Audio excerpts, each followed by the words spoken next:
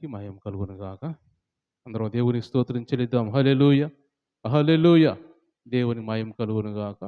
అలాగే చేరువచ్చిన మీ అందరికీ ప్రభు పరిశుద్ధ నామములో అందరికి వందనాలండి. అందరికి వందనాలు. మంచిది, కొద్దిసేపు మనం దేవుని వాక్యం ధ్యానం చేసుకుందాం.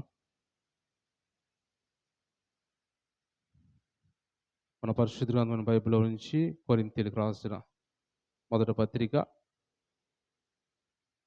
కొరింథీయులకు రాసిన మొదటి పత్రిక 16వ అధ్యాయము 13, 14 వచనాలు చదువుకుందాం. మెలకువగా ఉండుడి, విశ్వాసమందు నిలకడగా ఉండుడి, పౌరుషము గలవారయుండుడి, బలవంతులయుండుడి, మీరు చేయు కార్యములన్నీయు ప్రేమతో చేయుడి. చాలా చిన్న ప్రార్థన చేసుకుందాం, కళ్ళు మూసుకుందాం. దేవుడి వాక్యం ద్వారా మనతో మాట్లాడలాగా ప్రార్థన చేసుకుందాం. పరిశుద్ధుడా, ప్రేమామయుడా, జీవాధిపతి అయిన దేవా, జీవం కలిగిన దేవా, పరిశుద్ధుడా, మీ శ్రేష్టమైన ఘనమైన నామాన్ని బట్టి నాయనా మీకు వందనాలు, స్తుతులు, స్తోత్రాలు, కృతజ్ఞతలు చెల్లించుకున్నాం ప్రభా. గడిచిన కాలం అంతా మీ సన్నిధి మాకు తోడుగా ఉంచి ప్రభా, ఈ రోజున ఈ రెండో గురువారం మీ సన్నిధిలో చేరి మీ నామాన్ని స్తుతించి మహింపరిచే భాగ్యం మాకు ఇచ్చిందేవా. మీకు స్తోత్రాలు, స్తుతులు, కృతజ్ఞతలు చెల్లించుకున్నాం ప్రభా. ఇదిగో వచ్చిన వీళ్ళందరినీ కూడా జ్ఞాపం చేసుకున్నాయా, దీవించండి, ఆశీర్వదించండి, ఆరోగ్యాలు దయచేయండి. మీ ఆత్మతో మీ వాక్యంతో అందరూ నింపమని ప్రార్థిస్తున్నాం ప్రభా. అలాగే చదవబడిన వాక్యం ద్వారా మాతో మీరు మాట్లాడి మీ నామాన్ని మీరు మహింపరచుకోమని యేసు పరిశుద్ధ నామములో ఈ ప్రార్థన అడిగి పొందుకొని ఉన్నాం తండ్రి. ఆమేన్. అందరూ దేవుని స్తోత్రం చెల్లిద్దాం. హల్లెలూయా! హల్లెలూయా! దేవుని మహిమ కలుగును గాక. ఇక్కడ మనం చదువుకున్న వాక్య భాగంలో అపోస్తలుడైన పౌలు కొరింథీ సంఘానికి రాస్తూ వాళ్ళకు ఒక సూచన అనుకోవచ్చు, లేకపోతే ఒక హెచ్చరిక అనుకోవచ్చు. ఎందుకంటే ఇక్కడ మాట్లాడుతున్న మాటలు ఏం చెబుతున్నాడు? మెలకువగా ఉండండి, విశ్వాసమందు నిలకడగా ఉండండి, పౌరుషం గలవారై ఉండండి, బలవంతులై ఉండండి, మీరు చేయు కార్యములన్నీ ప్రేమతో చేయండి.